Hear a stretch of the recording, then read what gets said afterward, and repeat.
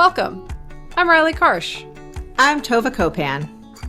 We are thrilled to bring you the We Go Boldly podcast. Let's talk big burning questions, life changes, and maybe a bit of personal business. Let's be bold and brave together. Are you ready? I am. Here comes the show.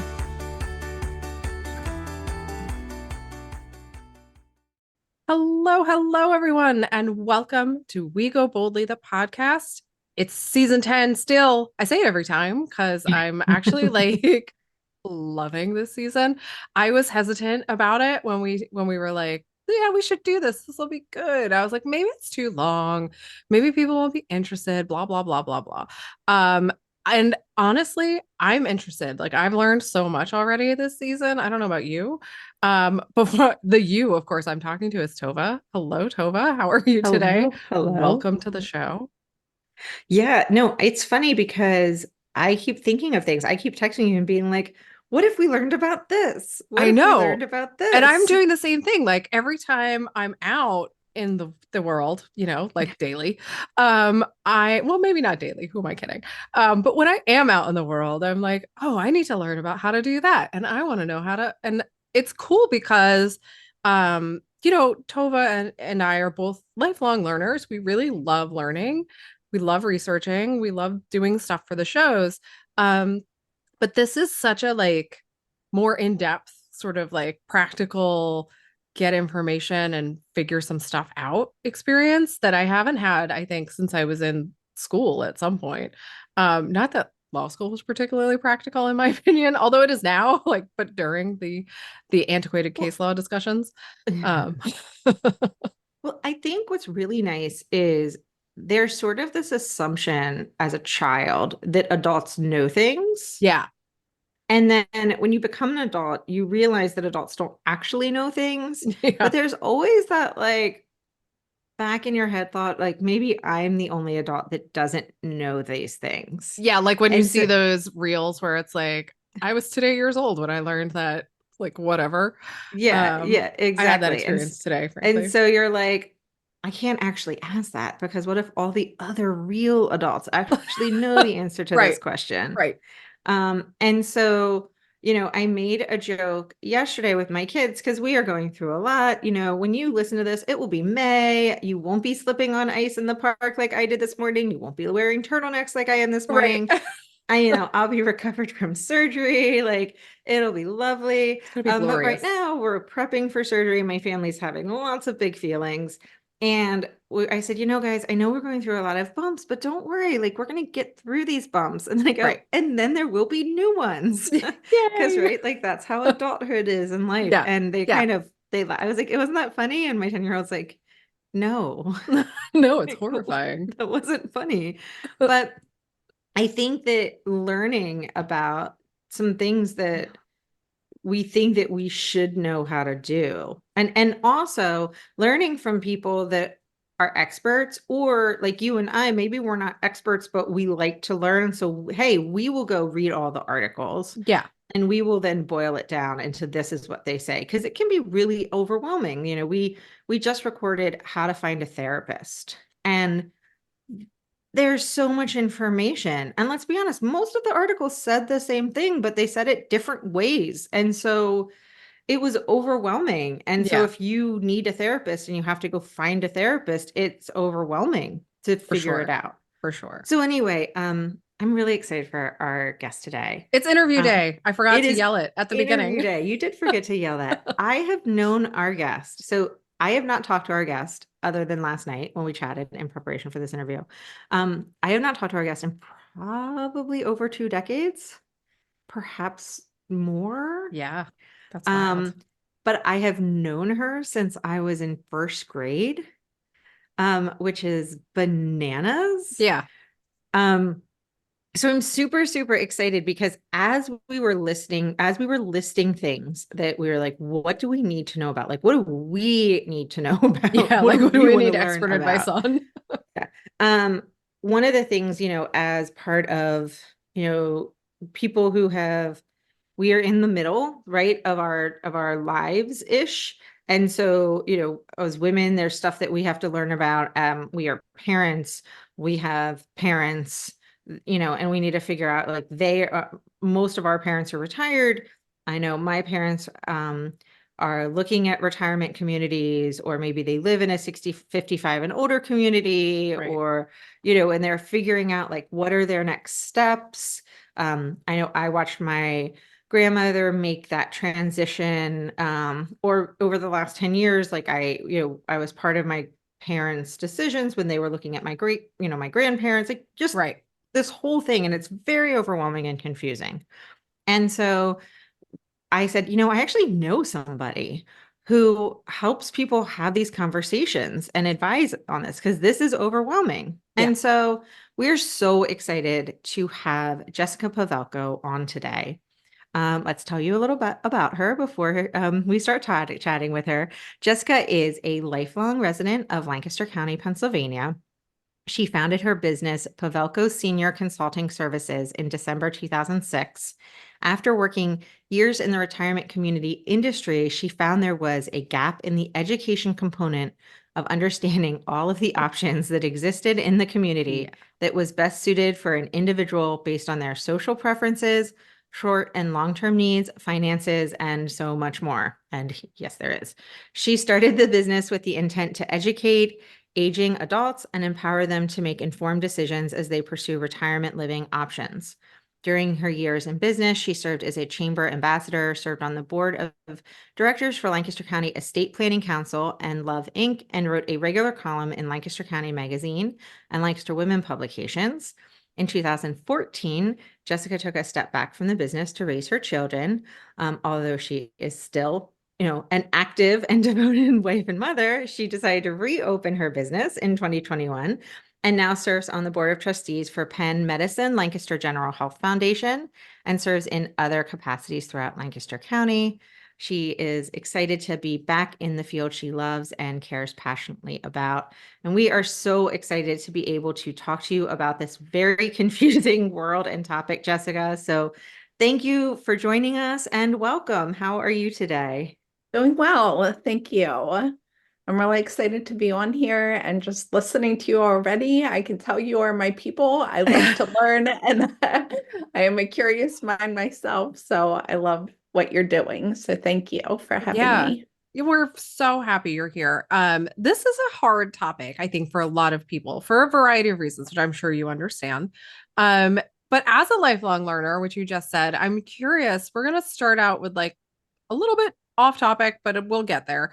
I'm curious to know if there is a how to in your life that you don't know the answer to that you would like to learn about. Like, is there something that would open your life, make it easier, make it more possible to have the life you ultimately want? Yeah, I think right now, I would love to.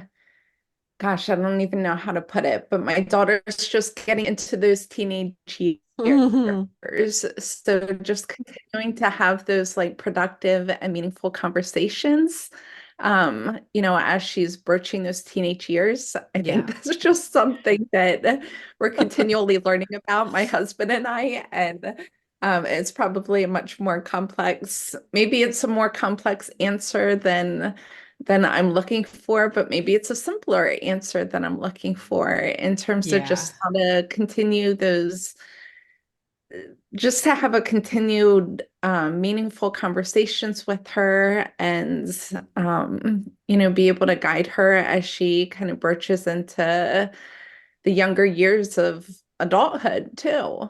Yeah.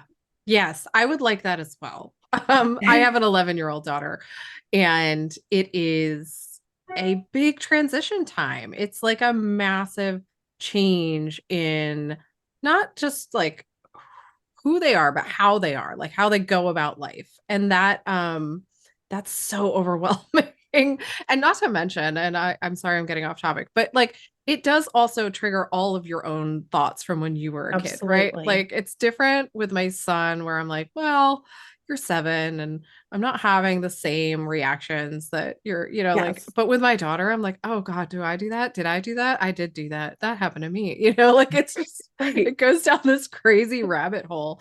So And it's true. very hard to manage. But I do think that's interesting in talking about like how to manage that kind of transition. Your your career really revolves around that concept just for aging adults, right? And so, It can you does. talk to us a little bit about how that became your specialty, what you were interested in? Yeah, absolutely. Well, um, going the whole way back to I graduated from college in 2002, and my first job out of college was working at a retirement community.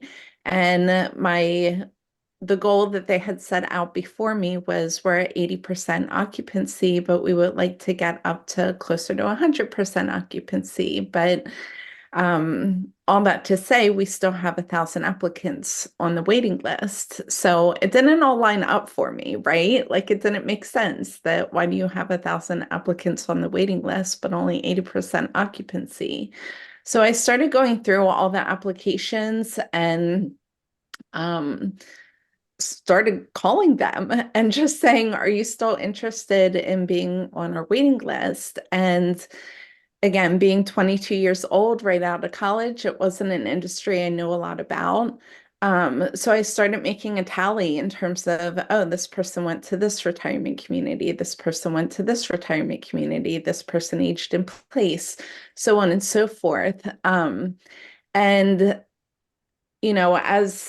as I looked at all the retirement communities that they chose as a lack of the community I was representing at the time, not having consistent line of communication or follow up with these applicants, I started touring these retirement communities to figure out what makes this community more appealing to this family than the retirement community I was representing, despite the follow up or not.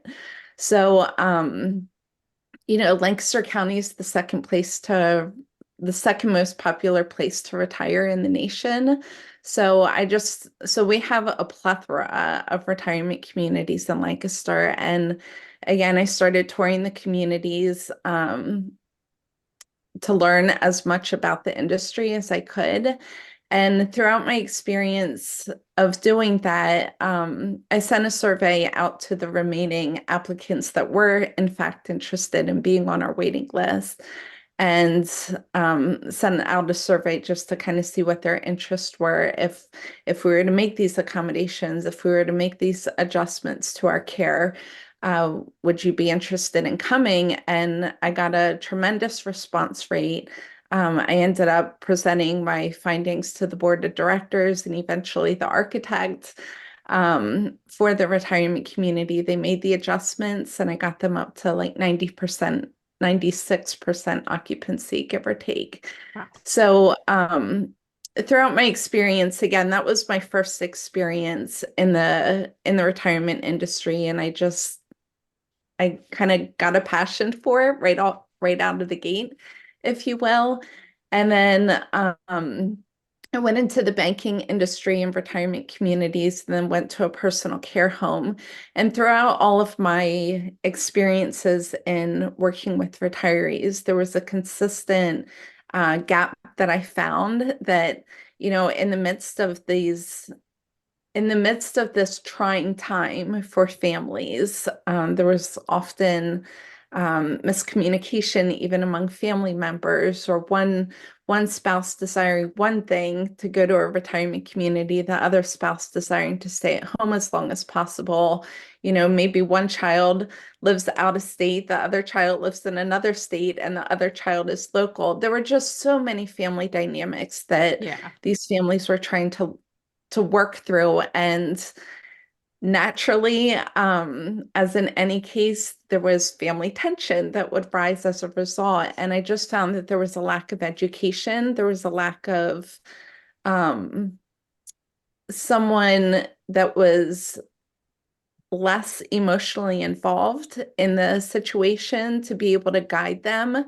And so I took a leap of faith. There was really no one else out there doing what I was doing locally or anywhere that I could find.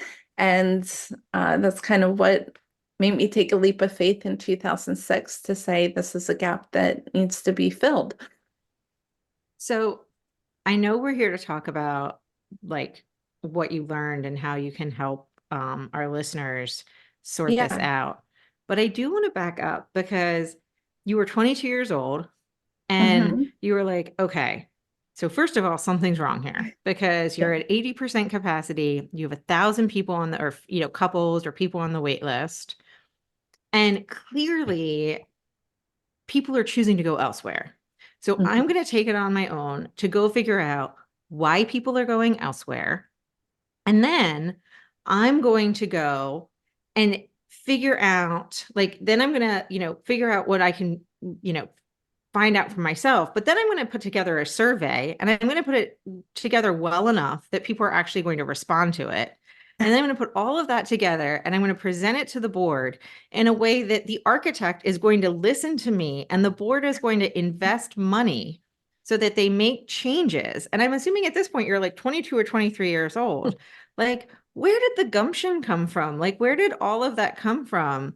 Because that's amazing. Yeah. Like, that is amazing because you made a significant difference in people's lives. But it is really impressive. At that age, I was like, yeah, I'm going to go to law school so I don't have to do anything real yet. Like, I mean, was it experience that you've had before? Was it just like, what made you know that, I mean, clearly you had a voice that people should listen to, but what gave you that confidence, do you think? It's a good question. You know, it didn't occur to me until even the last couple of years, now at the age of 44, that like, wow, I did that. Like that was pretty bold of me to do that. So, you know, it's exciting, I guess, to realize that I had that potential and confidence to be able to do that. But I really enjoyed market research in college. So, you know, throughout my experience, it was fresh in my mind right out of college. So I was like, this just seems like a college project to me, if you will. I'm just going to take this as I would any other, you know, problem that we've faced in class, or this is a real life scenario. So let me apply it the way we learned in college and just kind of took it on upon myself to come up with the solution. So that's so a combination of like good education and like the innocence of youth. Yeah. Yes. Right. Yes. Right. I like that. I like that description, Tova. I was thinking that too. Like what you've managed to accomplish is fantastic and amazing and deserves to be celebrated. I love the description of being young and just like, it's more college projects. It's the same. It's no different. I did not have that experience. But I was in a different field. So whatever. But like, sure. It's interesting to me, and I'd like to understand before we take a break, which we'll do in a minute, but I'd like to understand a little bit more about like your childhood and your family dynamics. And not every 22-year-old has that kind of respect for people who are in an aging environment, who are aging and have to like figure things out, and what that the emotional baggage that creates for people, right? Like, did you grow up in an environment that was conducive to sort of where you wound up? Like what brought you to that place? Yeah. And thanks for asking that, because that's also something that, you know, as I'm older, just reflecting back on, like, you know, what did inspire that love of working with aging adults? And, you know, I just had this conversation with my dad recently, and I have to give my mom full credit because my mom was a really, really strong advocate for me growing up. So I learned to be a strong advocate for others because of what she taught me and in the example that she set for the advocacy that she gave towards me. But when I was in sixth grade, my grandfather was diagnosed with Parkinson's disease and he was bedridden. So when we would go over and visit, as we often did, even when he wasn't bedridden, again, after he was diagnosed with Parkinson's, he was primarily confined to his bed. And I thought to myself, in the midst of my parents, visiting with my grandmother and my sisters being downstairs, surely grandpa had to be lonely and, desire to, have community as well. So in the young age of, sixth, seventh, eighth grade, I would go up and sit with him in the midst of my parents and sisters visiting with my grandma. And my dad said to me, he's like, I didn't even realize you did that. Like, I didn't think to ask that you had some of these conversations with grandpa, that I didn't even realize these things about grandpa, if you will. But I never had an easy time learning in school. Like, learning just didn't come as easily to me as it seemingly did to others. Mm. But through my conversation with my grandfather, I just really, there were things that he taught me about life experiences, or just wisdom that he gleaned on through his life experiences, that I was just a sponge. I just wanted to take as much information as I could from him. And I think because I learned from him almost more than I did in the educational setting of school, I think, thinking back on it all, that's really what inspired me to just want to be a sponge and absorb the wisdom of the elders and their life experiences, and, the wisdom that they learned in the careers, and so on and so forth. Yeah, that's amazing. That's such a beautiful story. And it's so great that you Thanks. can, reflect back on it now and see it for, like, hindsight is 2020, right? Like, in the moment you're a kid, you're like, I just want to Right, hang out with my grandfather and learn, right. experience him while I can. And now you can look back on it and see that it really shaped the entirety of your life, Yeah, your career anyway. And that's such a beautiful gift to have received, right? Like, that relationship. And it goes to how relationships define really our entire lives, the relationships we yes. have and the way in which we're interacting with people. So that's such a beautiful, beautiful experience. And I'm so glad that you both had it. I'm sure it was really important to him as well. So Thank you. that's fantastic. We need to take a quick break. And Okay. when we come back, Tova, I'm sure you have questions. I can see. So we'll be right back, everyone. Well, hey there, Dream Chaser. Are you ready to make the next 12 months of your life unforgettable? Introducing the Year of You, a groundbreaking new goal system group that's about to redefine the way we approach personal growth. Join us with a community of like-minded individuals committed to unlocking their full potential. With expert guidance, personalized strategies, kind-hearted accountability, and a supportive network, the Year of You is more than just a goal-setting group. It's a whole movement. Don't just dream about it, achieve it. Click in the link in our show notes, or go ahead and visit us at goboldlyinitiative.com/year of you to learn more today. Let's embark on a transformative journey together towards becoming the best versions we can be. The Year of You, where your goals become reality. Okay, so welcome back, everyone.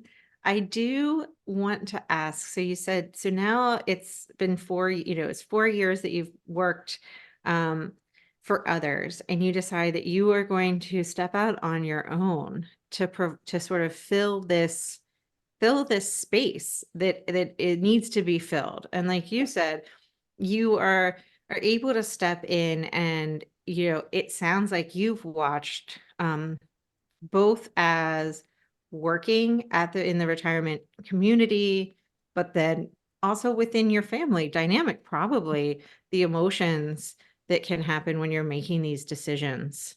How like I'm interested in so many things. Like I'm interested in both the business side of it. Like how did you grow that business, right?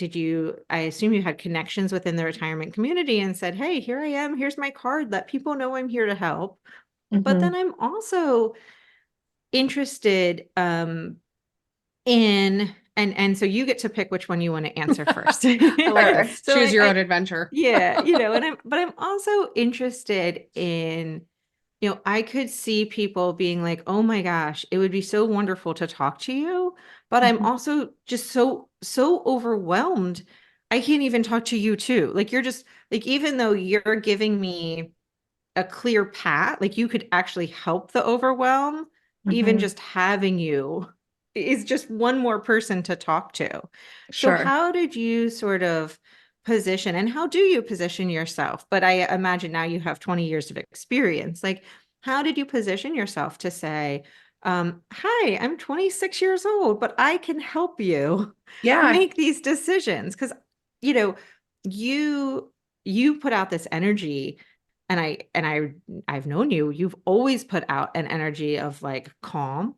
And so I'm sure you did when you were 26 years old, but like how did you overcome that barrier when you don't have the, hey, I work for this retirement community, when I'm here representing myself, but I can help you even as a 26-year-old? I guess that is my real question. I've come to it finally. Yeah. No, that's a great question. Gosh, I'm just trying to think where to start. I think that when I was 26, my dad was in estate planning, so he did help guide my thinking in terms of just if this is something that you're going to do, because he had some hesitations when I told my dad that I wanted to start my own business. He's like, "Are you sure you want to do this?" And I was pretty confident I did. I mean, I was confident that I did want to start this business because I saw a huge gap. But I put a focus group together of local professionals in the industry who I very much respected and proposed, my ideas to them. And I got some really hard feedback and some really wonderful feedback. I met with a score counselor. I don't know, score counseling is something that has a national presence, but they're a organization of retired executives. So I had a mentor who was a professor at Georgetown University, and he really helped play devil's advocate with me and really helped me sort through the hard questions of what it would involve in starting your own business. I had tremendous mentors in starting my own business, a lot of them retired executives. And that was pretty much the leverage that I needed to, continue building that confidence to say, hey, this is something that I can do. Hey, this is something that I have enough experience in. Even though I am only 26 years old, I feel like I've done the research. It's funny because even when I had the idea, it was actually my husband's idea that I should start a business. And, being the shy girl that I was in elementary school, Tova, you can probably attest to that. I thought, me have a business? Like, there's no way. So I actually started after my husband suggested, hey, you really have something to offer here. You have something that would be beneficial for the community. I started a 3-ring binder of my ideas, and I still have that binder today that I promise I'll never let go of. And now it's filing cabinets of resources and things like that. So it's neat to see the growth of that. But you know to answer your question, Tova, I would say my score mentors were really crucial in my growth. And then again, right out of the gate, I got involved with our local chamber of commerce, who is wonderful. They're very much growing. And again, just being that, curious person. I was trying to be a sponge and trying to learn from as many individuals in the industry as I could. And as you had mentioned, a lot of retirement communities said, hey, you might not qualify for this retirement community, but here's someone that can help you kind of Yeah. navigate that. And Yeah. yeah, that's kind of how I got myself established and a lot So of networking. I have again a slightly off topic conversation because I'm fascinated by your journey. And I do want to get to the like how-tos of it all because that's what we Yeah, promise people. But sure. um I find that you're sort of very casual about how comfortable you are asking for help and advice. Yeah, And it is fascinating to me because this is typically a struggle women have is being able to be vulnerable enough to be like, hey, I need help with this. Or yeah, like, how do I do this? Or look at this and criticize it and let me know. Right. yeah. So where is that coming from? Is that just your I mean, obviously I don't know you the way Tova does. So is that just your temperament? Is that your personality? Or is that something ingrained in you from your, family structure or how do you get there? Just in terms of the vulnerability Yeah, and in the, terms of the willingness to be like, hey, I need help, right? Like 20-year yeah, olds are often known for being like, Well, I know so everything and I can do everything and I don't need anyone, it's a right? yeah, beautiful combination. I will let you answer, but it's a Yeah, beautiful combination because at 22, you're like, I know how to do market research and I'm going to do some and I'm going to present it in such a way that you're going to follow it. right. And then at 26, you're like, I'm going to start a business. And dad, I know you're not totally sure. I'm sure. I'm sure I'm going to yeah, start this business, but I'm also sure that I don't know really how to start this business. So I'm going to ask for boatloads of help. Like it Right. is yeah, this wonderful combination of like you said, being vulnerable, but having enough grit, I Yeah. guess, to just be yeah, like, but I'm just going to keep going. Right. yeah. I I think think people it's, strive for that and miss a lot. So I'm just yeah, curious. I think that, again, a lot of my seeming limitations in school for, just struggling in terms of how to, as I have mentioned a little earlier, like, learning just didn't come easily for me. So I knew to ask for help. Like I had to ask for help a lot, you know. Yeah. Um, I think a lot of it was ingrained in me, but a lot of my mentality, and again, for no one's fault but my own. I think I grew up thinking I can't do a lot of things. So I pushed myself to change that narrative to as I got into adulthood and realized, hey, there are some things I'm an adult now. I need to figure out how to do some Right. of these things. So I took it from a mentality of like what I can't do and realizing that I still had that in my mind from life experiences. Like there's a lot that I can't do, but there's also a lot that I can do. And I think it was right during that time too, in my early 20s, that, you know, I'm a runner. I love to run. So I think that, when I started running a half mile in high school, I thought that was a big endeavor.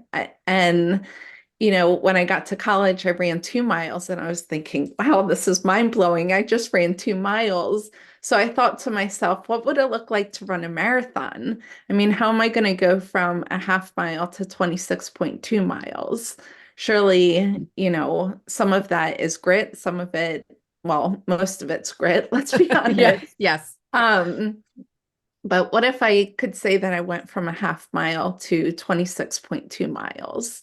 And so I got that grit and worked hard and ran my first marathon. Actually, I never thought about it this way until now, but I ran my first marathon at the age of 25 and then started my business at the age of 26. So I think that was part of it too, like realizing, hey, life takes hard work. I can't stay in this I can't mentality forever. I can do these things, but it's going to take hard work. It's going to be asking for help. It's going to be a journey, and it's not going to be overnight, but Yeah. you will get there. It's such a wonderful example of having a growth mindset and, you know, how you went from maybe not having one based on your experiences at school and who knows what people said to you. I'm sure there were some hard moments for you, Mhm. and taking that and flipping it into a growth mindset and teaching yourself really to believe in yourself, and that if if you do the steps and take the actions, then you'll get where you want to be. And I think there's so many examples in what you just described of like how to set a goal and actually achieve it. You don't like set a goal to run a marathon. You set a goal to run a half mile, and then 2 miles, and then 3 miles. And, like Right. you build. It's a And slow build. yeah, and I think it's a wonderful example. So I'm just highlighting that for people listening to make sure that y'all are hearing the way in which Jessica is talking about how she got from point A to point B, or point, like way down the line, who knows. But it was a Well, lot and of like it's a lot of changing your mindset, which I really appreciate. I Thank forgot that you were you. a runner, and now that I remember that you're a runner, it all makes sense. Like it's just Yes. it all clicks. I'm like, oh, now it all makes sense. Like Yeah. now you're like, oh yeah, I can do it because I can just go run. Like, and I can Right. go run a marathon because Right. I decided I was going to run a marathon, and it's funny because you don't think about it, but or I don't think about it this way, but when you decide you're going to run a marathon, what do? You go online, you go on runnersworld.com, and you look up like, how do you run a marathon? Like you ask for help, or you Right. go to a runner store, like, Right. and you ask for how to get to your goal. And it doesn't Right. feel like you're being vulnerable, but you are, Right. because you're asking for help. So, Right. Yeah. hey, now it all clicks. Yes. There you go. That's funny. Well, let's move on to the how-tos of it all. So, Yes. Tova, did you have, I don't want to jump in. I've No, been no, asking a I'm lot. ready for the how-tos. I'm Okay. excited because I don't know how to do Um, this. yeah. So let's start out with you just maybe talking to us a little bit about what it is that you actually do for people who, I mean, we've talked about it a little bit, but like maybe describe for folks listening, like a typical client interaction of like what people come to you looking for, and how do you respond? Yeah. I think that, I mean, when people come to me, when people came to me when I was in my 20s, it was generally in a state of crisis. We need to move. We needed to move yesterday, or we need to move in the next 3 to 6 months. It was, you know, back when I started my business in the early 2000s, I would say that it was more of a reactive mindset that families had, like we're reacting to a family crisis and we need to get mom moved, or we need some in-home care help as soon as possible. Now I find that I'm dealing with families more on a proactive state. They're saying, hey, we need to start having some of these conversations with our families. And so generally, I'm coming in and providing what I call an initial consultation. And through that time, I'm offering or asking them a series of questions from, your short-term and long-term goals. Is it to stay at home as long as possible, or is your ultimate goal to move to a retirement community? And that varies from individual to individual. Um, I have to ask them questions as it revolves around their finances in terms of what's financially feasible. I'm asking them questions about their social preferences. Earlier this week, I just got an email from someone that said, hey, mom wants to move to a retirement community, but she's an active bowler. So when she moves to a retirement community, we want to make sure she chooses something that has a bowling alley within the community or one that's close by. So I'm taking their social preferences into consideration as I'm looking for the resources that they need. And then after that consultation, I'm putting together a series of recommendations for them. Whether it's housing, whether it's in-home care services, Yeah, it really varies from individual to individual, but I really try to customize it based on their social, spiritual, financial, legal, and their overall goals as well. How do you navigate when there are competing interests? And obviously, there's the situation where you're dealing with a couple Hmm. and there are, you know, one spouse or one partner wants to stay at home as long as possible, Yeah. and the other is ready to move. They miss, maybe they live like maybe they're from Lancaster County or they're from Perry County, and the Mhm. one spouse doesn't want to, which is in the middle of nowhere. And the ones, for those who don't know, the one spouse doesn't want to give up their land, and the other one's like, I just want to be around people. Right. Mhm. So they want to move to Lancaster County and they want to come to a retirement community, or they want to move closer to their grandkids in Lancaster County in a retirement community. And so there's that situation, right? And then there's the other situation where maybe the kids are saying, you know, because this happened to my grandmother, she she was living alone. She Mhm. did not want to leave. Mhm. And we weren't really sure what to do because we didn't want her living alone in a big house. The closest family was like 25 minutes away. She ended up slipping and falling and breaking her pelvis. And that was Mhm. not her fault. It was black ice on Christmas morning. I mean, it was Mhm. super slippery. Lots of people slipped and fell. It had nothing to do with her age. It was crazy black ice. But the way it inspired her to get to a retirement home was because she lived in a split level. It took a very long time before she could go home because Yeah. there was no bathroom and like bedroom and kitchen on the same floor. And so Mhm. she had to go from the hospital to the rehab to my aunt and uncle's house. And had she been in a retirement community, she could have gone right home after the hospital because there could have Mhm. been rehab, right there. And that is what ultimately kind of pushed her over the edge. Had that not happened, there would have been issues, right? Trying to get her to go to a retirement community when the time was right. So, how do you navigate when family members are in conflict, or maybe not conflict, but when there's Yeah. tension? Right. When they're at odds or Yeah. there's varying perspectives, there's varying wishes.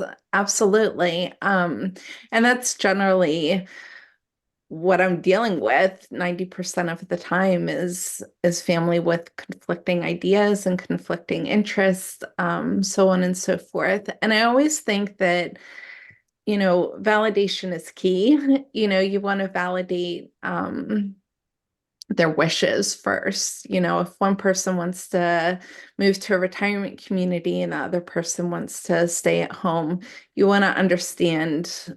You want to obviously say that you hear them. You want to validate their wishes, but really get to the bottom of why.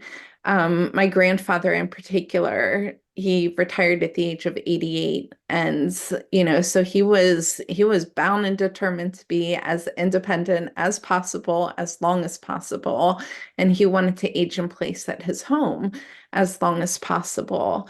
But there were five children, so naturally with five children there's going to be varying perspectives and varying ideas, and so on and so forth. And it did come time that, the inevitable, that my grandfather had to move to a retirement community. But given that he grew up on, a farmland himself and wanted to be that independent, he was of that independent mentality and that grit and hard work. We found a community in particular that was situated on a small farm, and they had miniature horses running around, and they had vegetable gardens and things like that. So my grandfather in particular wouldn't have been interested in one of the large continuing care retirement communities. He wanted something that was small in nature, something that felt like home to him, something that would provide him the freedom to, just go out and take a walk around the gardens, or, go out and take a look at the miniature horses and so on and so forth.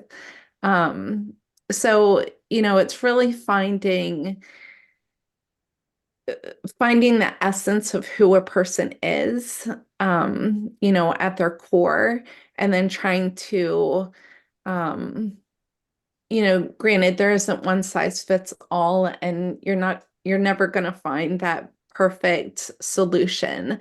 But if you can really look at the essence of why a person might be grieving, that lack of it, or uh, why a person might be grieving their independence or losing some of that independence, whether it's driving or moving out of their home. And sometimes children are grieving as well, in some capacity. So it's really understanding and getting to the bottom of each person's wishes and what's driving that emotion, and then trying to come up with a comprehensive plan that's going to help everyone understand each other. And generally speaking, that's best done by a party that's not as emotionally involved in the situation.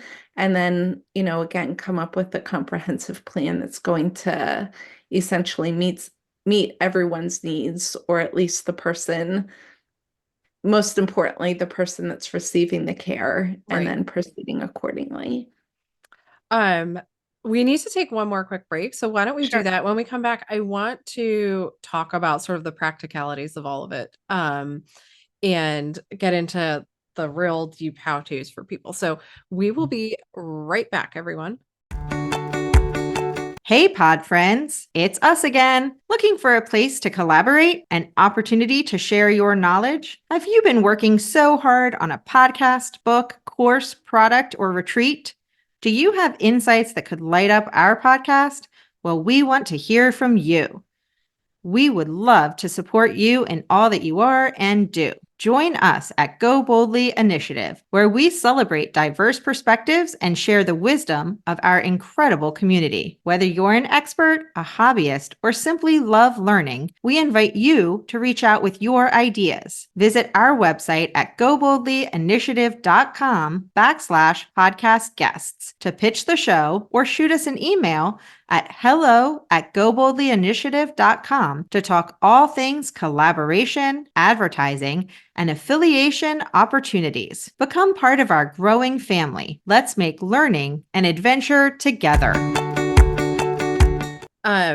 Okay, welcome back to the show. So before the break, I mentioned wanting to get into the practicalities of it. I would love for you to sort of help us talk to people about, like, when should you start thinking about this? When should you be called, right? Mhm. And then sort of like, what should people definitely do and not do? That's a lot of questions at once. So we'll start with Sure. the when should people even start thinking about sort of retirement planning, or I don't want to say end of life planning, but that's essentially Yeah, what it is, right? sure, sure. I think the first thing that I would say to anyone, whether they're our age, in their mid 40s, Right. or whether they're in their 80s, if you don't have somewhat of a planner, or like a directory, if you will, I always recommend the first step being what's called a peace of mind planner. That's something that you can even find on Amazon, and that's something that I've established even for my own family. But a peace of mind planner, essentially, for aging adults in particular, is an opportunity and a directory of sorts to be able to express your wishes in writing. And then it's a directory of where to find your financial planner, where to find, all the estate documentation, where to find, you know, any assets, or even who your cable provider is, and, some of the resources. I always recommend a peace of mind planner being your first step. And that's just a great directory for anyone, so that if anything would happen suddenly that's just unforeseen, that your first step is for your heirs is to go to that peace of mind planner to look for the resources, the wishes, so on and so forth for a loved one. That's a fantastic piece of advice. I want to, I now I'm going to be on Amazon, like, peace of mind planner. I'm going to need that. Well, it's funny because that it's like clicking. I'm like, oh, wait, I was looking up one of those like at the beginning of the year. It's something I wanted to put together this year. Because like Yeah, as a single adult household, it doesn't really matter how old I am. That would be really helpful just to yeah, have in place and I have like a fireproof safe and just keep it yeah, there. And like it would make somebody's life, like you said, we're lawyers, so we always are like worst case scenario, anything can happen, bad things happen. right, Yeah. right. And, you don't want the people who are grieving to have to deal with your cable bill. Like, Right. Right. Right. Or how to get you into your bank know, accounts or whatever they need, yeah, Right. like whatever you need yeah. to do. Yeah, so that's an amazing piece of advice. I think I would also love to hear you share with folks out there listening, what are your like absolute do's and don'ts? Like what should people definitely do and definitely not do when it comes to this kind of planning? Yeah, that's a good question. I would say something that definitely needs to be done is make sure at some point, as you're broaching the topic of aging in place versus moving to a retirement community, sit down with your family, make sure everyone is present and that you can just start having those initial conversations. Don't make those assumptions that mom and dad need to do one particular thing or another. Don't go with any expectations. Just keep an open mind to hear what mom and dad's wishes are. Generally speaking, I usually recommend that families cover three topics during that initial time together. And the one is, what are your short-term goals? What are your long-term goals? Is it to age in place as long as possible, or is it um, to eventually move to a 55 plus community or a continuing care retirement community? Um, and what factors are going to um, help you make that decision is, you know, if your short-term goal is to age in place as long as possible, when do you foresee that need to go to a retirement community? Is it when, you're just tired of the yard maintenance? Is it when or is it when you're consistently forgetting your medications and, your higher fall risk and just those activities of daily living are becoming increasingly difficult? What is going to make that decision? And at that time, is it going to be best to look for a continuing care retirement community or a personal care home? Or is there assistive devices that you can use, such as a call system, like the call alerts, or a medication administration device? It's an industry that is constantly evolving, especially now. So there's a lot of resources.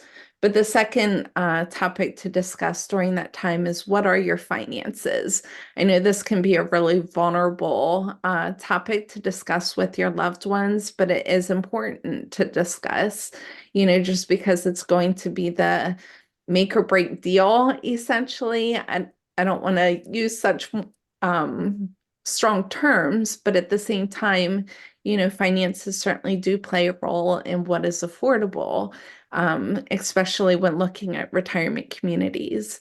I think there's a misconception that retirement communities are so expensive, and they can be costly, especially with the entrance fees and so on and so forth. But there's a misconception that, you know, as long as I can afford the entrance fee, I'm good to go and I'm ready to move in. That's not necessarily the case. There's tremendous financial qualifications that people need to meet before moving into a retirement community. So if a loved one can be transparent about what their finances are, and you have someone like myself sitting in at that conversation, that can help guide their thinking in terms of what is financially feasible. And then the last component is time frame, and that is you know kind of what I discussed a little earlier, is what's going to um, facilitate that move or keeping you age in place as long as possible? Is it when medications are becoming increasingly difficult to remember to take? Or is it, when a fall risk is occurring? Maybe it's something more concrete, like, hey, I know I want to move in about 3 to 5 years or 3 to 6 months. It really varies, but I generally recommend that be your first step of what to do, as you're broaching these topics with your loved ones or considering it yourself. Is there any like what not to do? And I'm asking this from the perspective of the kids. Yeah. So like anything that you've seen that you're just like, that this always just sets this up to make it harder. Like if you start the process or the conversation out this way, you just, like, oh, I wish they wouldn't have started it this way. It makes it harder. Yeah. I think when children are coming in from it as mom and dad need to, I think when it's following the child's agenda rather than the parent's agenda, that's probably what creates tension the quickest Hmm. and sends up a red flag for me. And that's probably my number one not to. I think again, if you can go in with an open mind and granted, when your health is at risk and things like that, and you have to be more reactive in nature, then yeah, we would recommend that mom and dad do this. But I always say too, from the same aspect, that if you are in a place of needing, to make a sudden decision or something like that, the senior individual, the aging adult, needs to consider that my child isn't doing this to me, they're doing Hmm. it for me, and they're doing it to preserve the relationship. Because again, the caregiver care receiver role can get so contentious. Yeah. Generally speaking, it takes a caregiver 4.5 years before they seek outside assistance. And within that 4.5 year time frame of taking on that caregiving role, it's affecting you socially, cognitively, physically, spiritually, financially, and it's not worth it. You don't need to, deplete 4.5 years of your own energy. Granted, this is your loved one, so you're going to do anything for them, but at the same point, the recipient of that care needs to realize that this is in preservation of the authentic mother-daughter relationship, if you will, Right. rather than that caregiver care receiver relationship. We need to wrap up and ask you some quick response questions, but I have one slightly off topic surprise question. I'm curious to know, I feel like what you do is very emotionally taxing, and like It is. you must experience so much like highs and lows with these people that I'm sure you get attached to. I'm Mhm. sure you feel a lot of feelings, like a lot Yeah. related to what you do.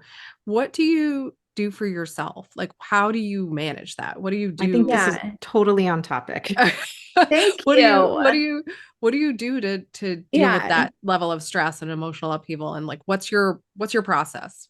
Yeah, that's so kind of you to ask. And I really appreciate that because I, there are seasons where it can be a lot. Yeah. From 2006 to 2013, I was really engulfed in the families I served. I had served over 350 families at that time. And, as you said, I got very attached to all of them.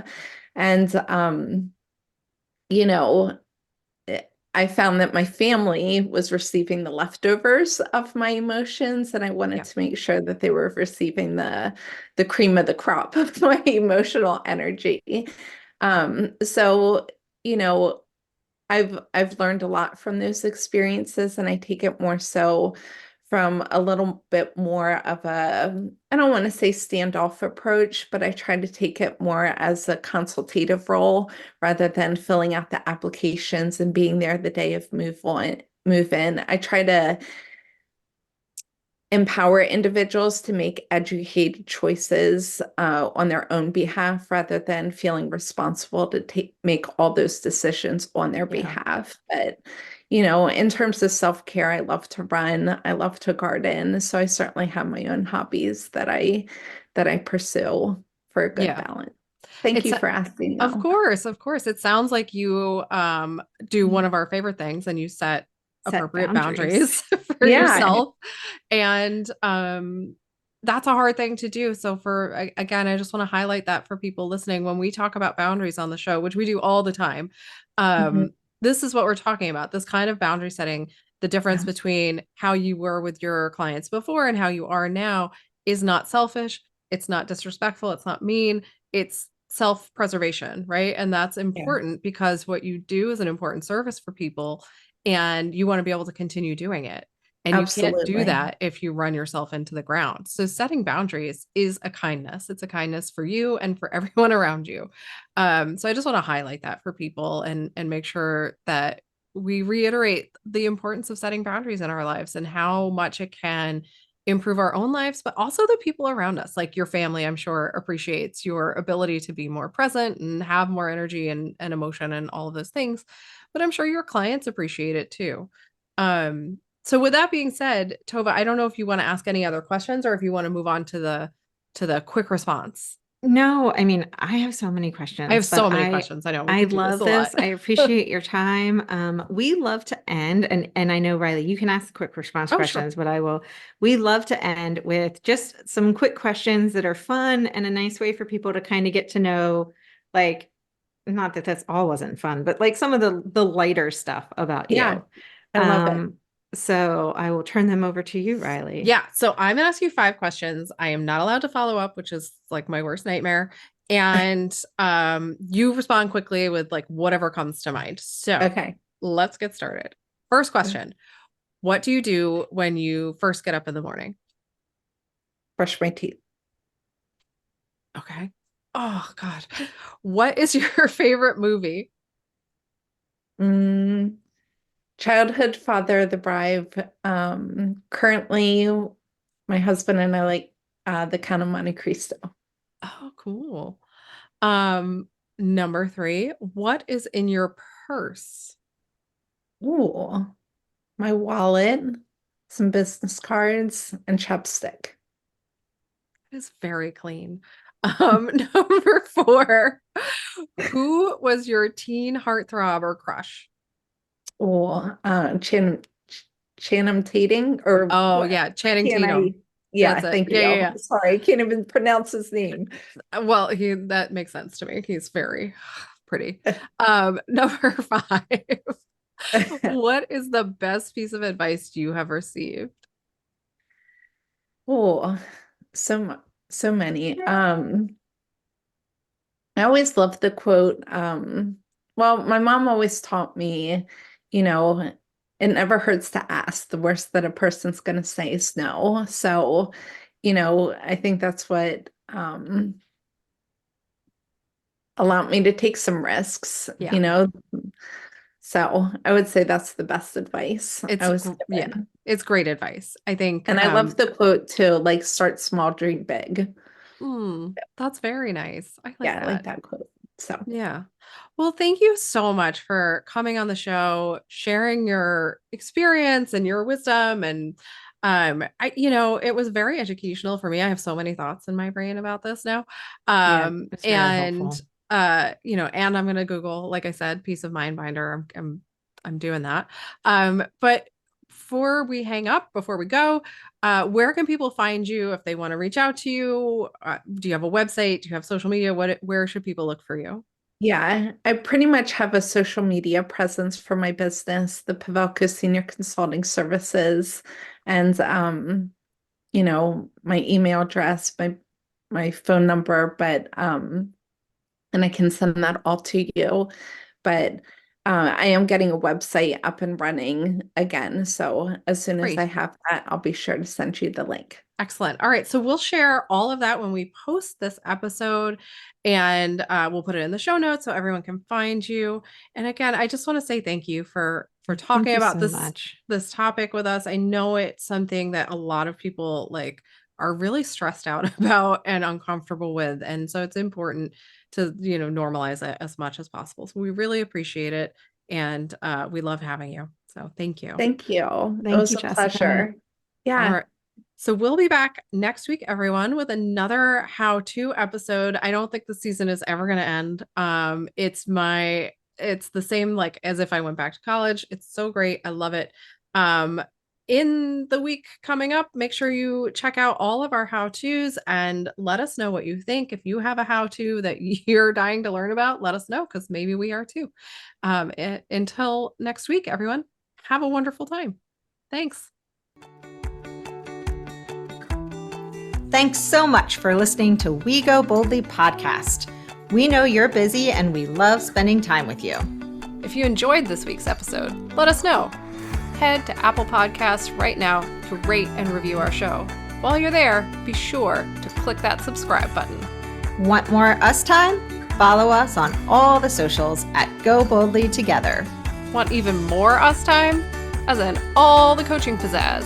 Find us at goboldlyinitiative.com for all the info.